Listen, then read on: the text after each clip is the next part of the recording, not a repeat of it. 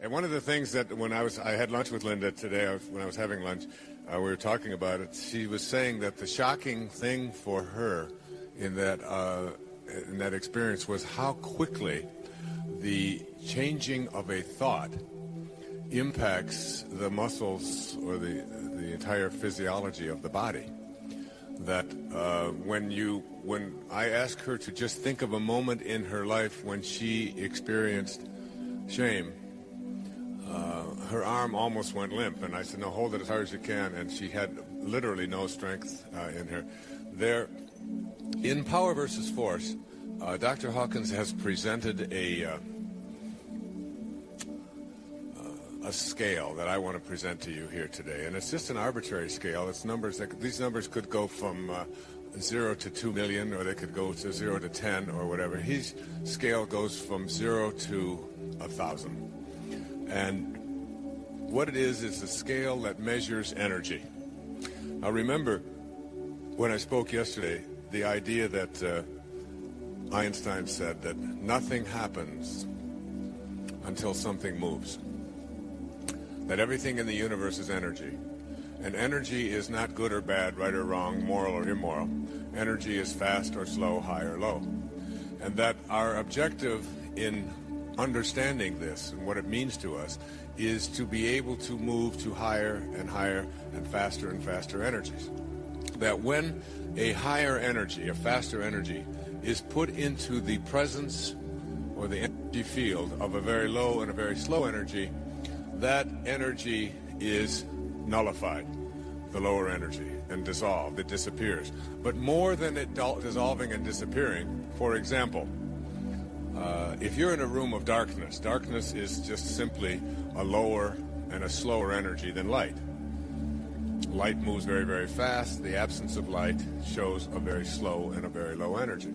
If you're in a dark room and you are about to light a candle in that dark room, you don't have to say to the darkness, you better get out of here now. You're going to have to dissolve. You're going to have to scurry because I'm about to bring some light in here. You don't have to do that. All you have to do is light a candle, turn on a light, and the darkness dissolves. The darkness disappears. But more than that, and this is really crucial for what I'm presenting here this afternoon, the darkness is converted to light.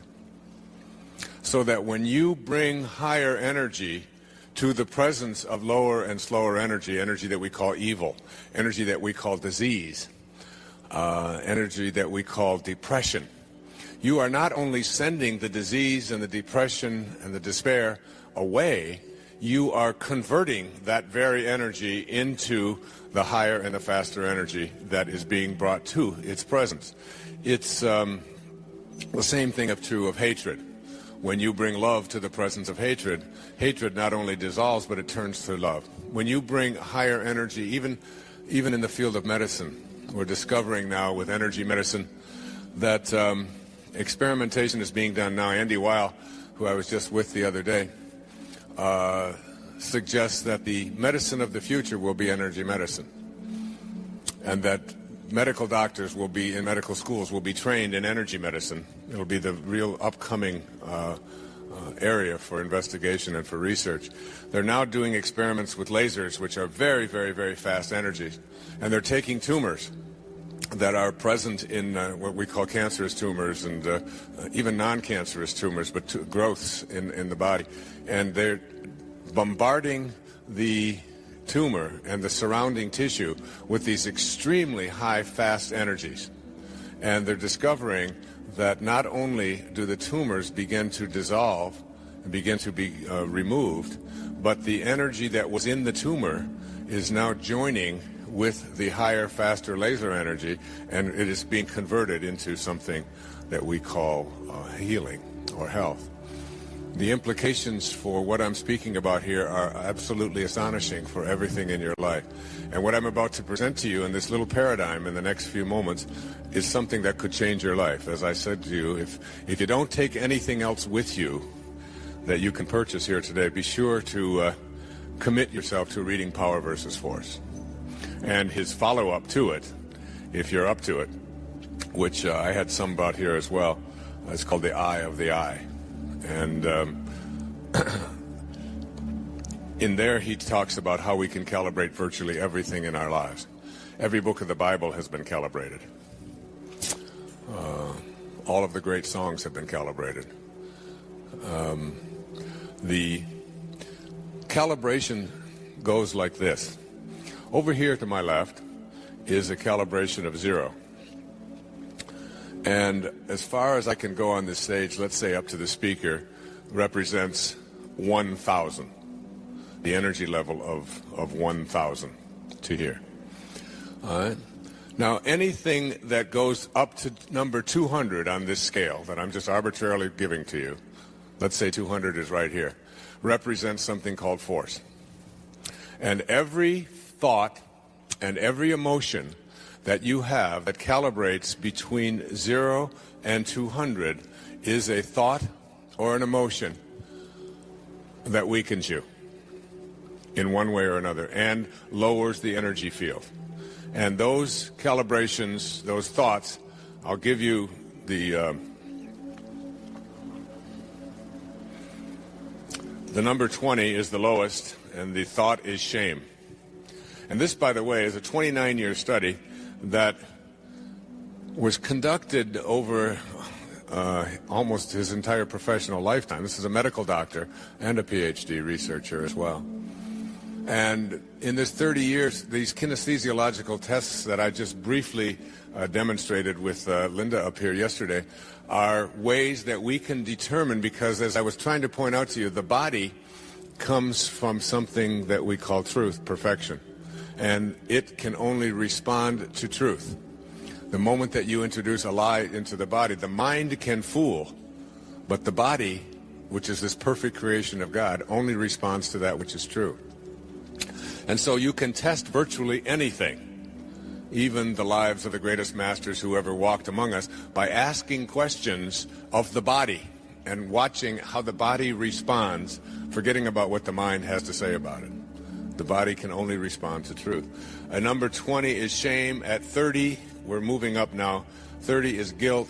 50 is apathy, grief, fear, desire, anger, until we reach approximately 200. Now, every energy that is below 200 is an energy that when you have that thought, the thoughts of humiliation, of blame, of despair, of anxiety, of hatred, of scorn, any of these kinds of thoughts, these thoughts are in what he calls force. And whenever you use force as a way of communicating, a way of talking, a way of being, you create, the problem is that we create a counterforce. And that people who calibrate below 200 in their lives, and anyone can be calibrated at any time. Even photographs can be calibrated. The photograph on the cover of A Spiritual Solution to Every Problem calibrates around 580.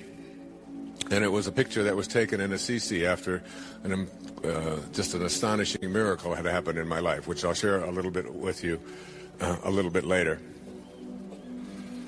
And we have seen experiments where they'll take a picture of a Mother Teresa, and they'll take a picture of a Charles Manson, and they will put those photographs in envelopes that the person holding them doesn't know who is in the envelope. And the picture of Charles Manson, who calibrates somewhere around 30 or 40, will make the person go weak, and they don't even know what picture that they're holding.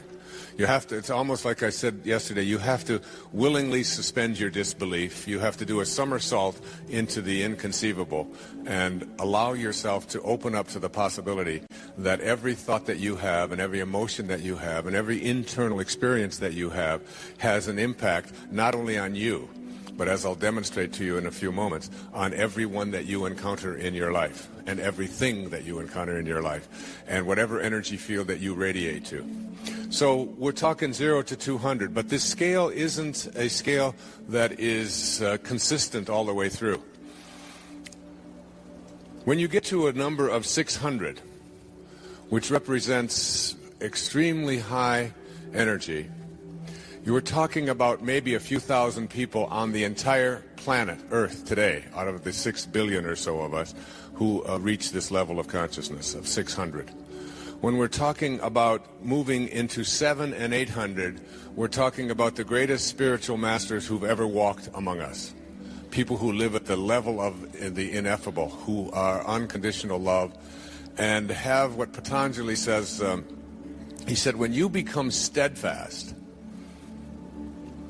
in your abstention of thoughts of harm directed toward others, listen to that again, when you become steadfast in your thoughts of harm directed toward others,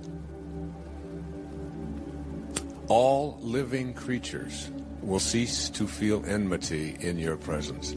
If you're steadfast in abstaining from a thought of harm, and never ever have a thought of harm or judgment directed toward others, because you have to know that when you judge another, you do not define them.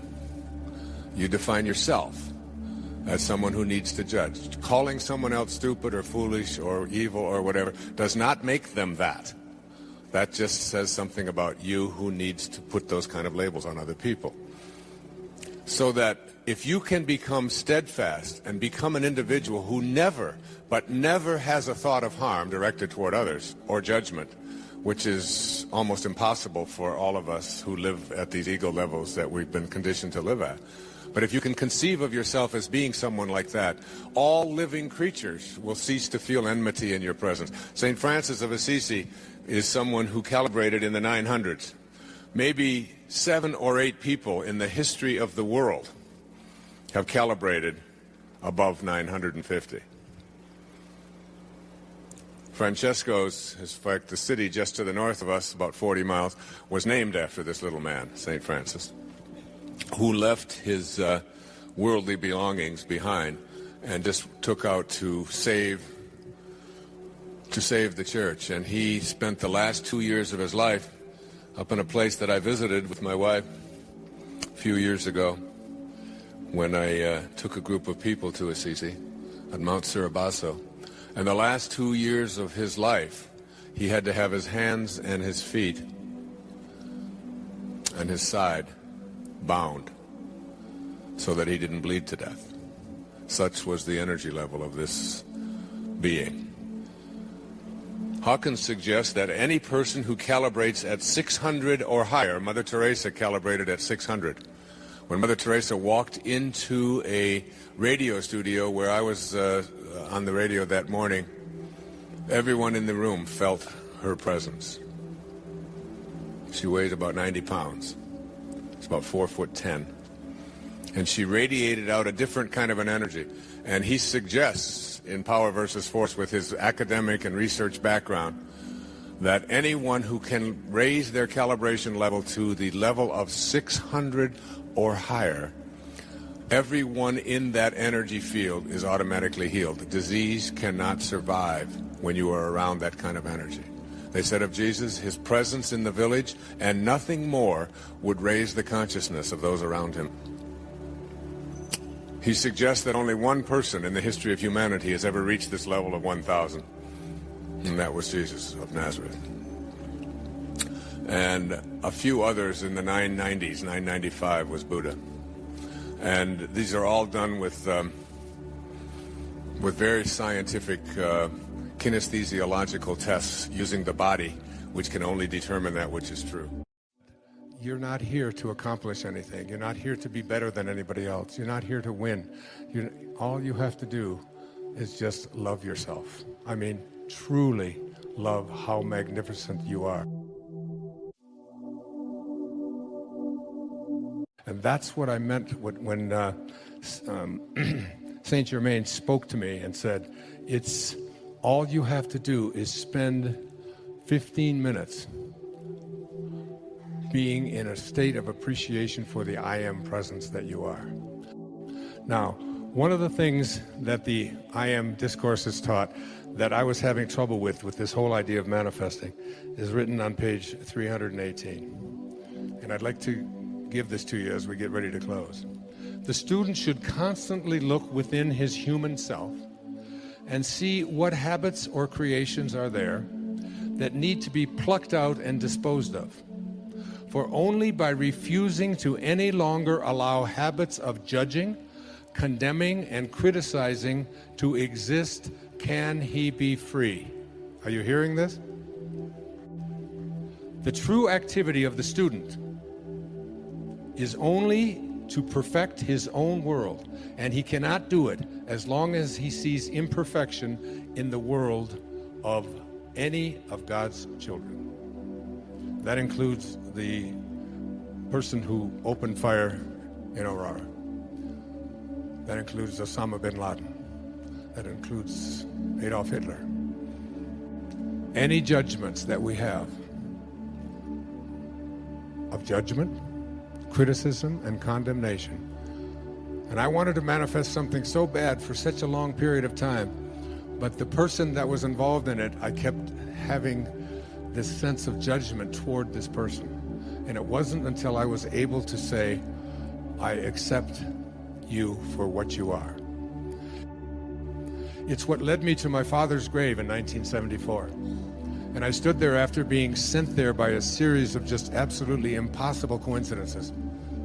I stood there on his grave after being filled with rage and hatred and anger and bitterness towards this man who would walk out on my mother and her 3 young boys. I was the youngest. And I finally found out about his death, that he had been dead 10 years, but I went to his grave in 1974 on August the 30th. And as I walked away from his grave, because I really went there to piss on his grave, I was so just filled with rage in him. And as I walked back to the rent-a-car, something called me back, and I went and stood there looking at this plate on the ground that said Melvin Lyle Dyer, 1914 to 1964. And something came over me. In fact, we've made a film about it, another film called My Greatest Teacher. And I was able to say to my father, from this moment on, I send you love. Who am I to judge you and condemn you? You did what you knew how to do, given the conditions of your life. And I accept you for it. Mark Twain once said that forgiveness is the fragrance that the violet sheds on the heel that has crushed it. On the heel that has crushed it. Enjoy it. My greatest teacher. Who was my greatest teacher? After that, my entire life changed. I stopped drinking. I started exercising. My writing shifted. I went back to New York. I was professor at St. John's University in New York City. I took 2 weeks to go down to Fort Lauderdale, Florida, checked into the Spindrift Motel, and wrote a book called Your Erroneous Zones in 14 days. Everything in my life after that shifted. My diet changed, my habits changed, everything turned around because I got the rage out of me. Because in order to attract the elements that are going to bring you the ability to manifest into your life what you want, remember how I opened this program. We do not manifest what we want. That comes from a place of missing. We manifest what we are. The angels who will guide you throughout your life will only be there for you when they recognize themselves in you. And they cannot recognize themselves in you and guide you when you are filled with hatred, anger, judgment, condemnation, bitterness, fear, anxiety, stress. You have to let all of that go and be love. Be in this place of perfect divine love. Love for everything and everyone on our planet. That's self-actualization at work. And the principles for bringing this about into your life are the last 5 chapters of Wishes Fulfilled. But basically, what it says is the greatest gift that you've ever been given is the gift of your imagination. Your imagination is yours to be able to do anything you want with. You can place any thought in there with the awareness of I am. There's a very famous poem about that moment of Moses speaking to God. It says, earth's crammed with heaven, and every burning bush afire with God. And those who truly know take off their sandals. while the rest sit round it and pick blackberries. It's your call. It's your call. So your imagination is the greatest gift that you've been given. And you can put anything in there. No one can tell you what can be there or what can't be there. Einstein said imagination is greater than knowledge. And he said if you want your children to have a great imagination, read them fairy tales.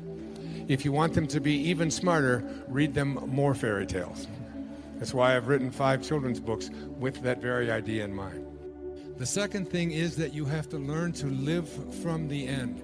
Whatever you have placed into your imagination, you have to act as if it already were your reality, independent of what anything or anyone else says. When I was told that I had this diagnosis of leukemia, I can't tell you how many people sent me condolence letters and sent me information about this disease and how it was incurable and unfortunately this. And fortunately, I was given by my children a wonderful gift. It's called an iPad. And it's got this wonderful feature in it. It's called Delete. And then there's another feature of it. It's called Trash, which is really great.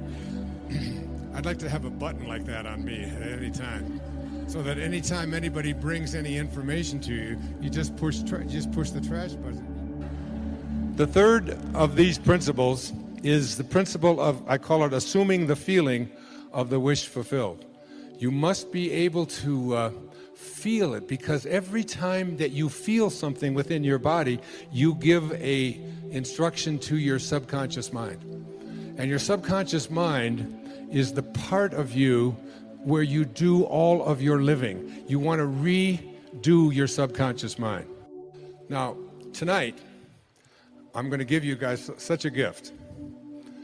Tonight, and every night for the rest of your life, I want you to take the last 5 minutes before you go off to sleep and realize that you are about to program your subconscious mind.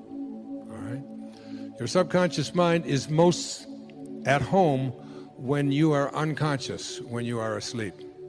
If you spend the last 5 minutes of your day, which so many people do, reviewing all of the things that you don't like and all the things that didn't work out and how terrible you feel and who abused you and who was mean to you and who said this and they did this, and you're constantly doing this kind of thing with your mind, then you are programming your subconscious mind that when you awaken, because you're now about to marinate for the next 8 hours in your subconscious mind. And then when you awaken, you will rejoin the universal subconscious mind, the mind of God, from which we all originate. We're all just individualized personal expressions of that one thing that we call the Tao, or God, or divine mind, or soul, or spirit. But the Tao that can be named is not the Tao. So you want to be real careful about how you program your subconscious mind. This is from the book of Job. In a dream, in a vision of the night, when deep sleep falls upon men while slumbering on their beds, then he opens the ears of men and seals their instruction. Job 33, 15 and 16. When you are slumbering on your bed, he opens your ears and seals your instruction. What you place into your subconscious mind as you are about to go into this deep slumber is all dependent upon what you do the last 3 or 4 or 5 minutes before you go off to sleep. You want to place into your imagination whatever you have placed into the I am that I spoke about earlier. I am well. I am content. I am peaceful. I am happy. I am prosperous. I am abundant. You just close your eyes and just listen to this meditation. It's from the book 3 Magic Words. Here's what I'd like you to say to yourself at night. I know that I am pure spirit, that I always have been, and that I always will be. There is inside me a place of confidence and quietness and security where all things are known and understood. This is the universal mind, God, of which I am a part, and which responds to me as I ask of it. This universal mind knows the answer to all of my problems, and even now, the answers are speeding their way to me. I needn't struggle for them. I needn't worry or strive for them. When the time comes, the answers will be there. I give my problems to the great mind of God. I let go of them, confident that the correct answers will return to me when they are needed. Through the great law of attraction, everything in life that I need for my work and fulfillment will come to me. It is not necessary that I strain about this, only believe, for in the strength of my belief, my faith will make it so. I see the hand of divine intelligence all about me, in the flower, the tree, the brook, the meadow. I know that the intelligence that created all these things is in me and around me, and that I can call upon it for my slightest need. I know that my body is a manifestation of pure spirit, and that spirit is perfect. Therefore, my body is perfect also.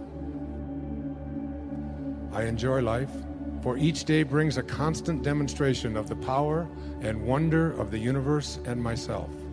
I am confident, I am serene, I am sure. No matter what obstacle or undesirable circumstance crosses my path, I refuse to accept it, for it is nothing but illusion. There can be no obstacle or undesirable circumstance to the mind of God, which is in me, around me, and serves me now. This is the great lesson. Know this within you. When Herman Melville was writing Moby Dick, he wasn't writing about a man looking for a whale. He was writing about a man, Ahab, trying to find his higher self. He said these words, "For as this appalling ocean surrounds the verdant land, so in the soul of man lies one insular Tahiti, full of peace and joy, but encompassed by all of the horrors of the half-lived life." In every moment of your life as you leave here today, you have this choice. You can either be a host to God or a hostage to your ego. It's your call. Thank you. God bless you.